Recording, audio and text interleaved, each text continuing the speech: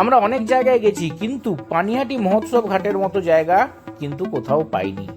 সব থেকে সুন্দর পরিবেশ, সব থেকে ভালো জায়গা এই জায়গাটা।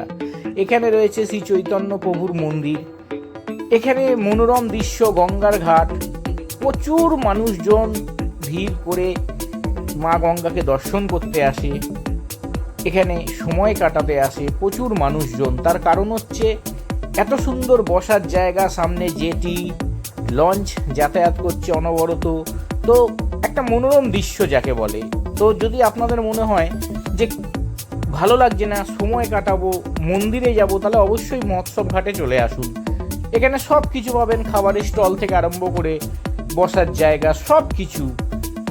শুধু মনে করে একবার এখানে এসে ঘুরে যান, তাহলেই হবে। আরও সব থেকে সুন্দর জিনিস এখানে মন্দির, জটিলেশ্বর শিব মন্দির। স্বয়ং মহাদেব এখানে জাগ্রত। মহাদেবকে পুজো করুন, মহাদেবের কাছে আসুন, আপনার মনের যা বাসনা আছে, কামনা আছে বলুন, অবশ্যই পূরণ হবে। মানে একদম জাগ্রত মা গঙ্গাকে এখানে আপনারা পেয়ে যাবেন।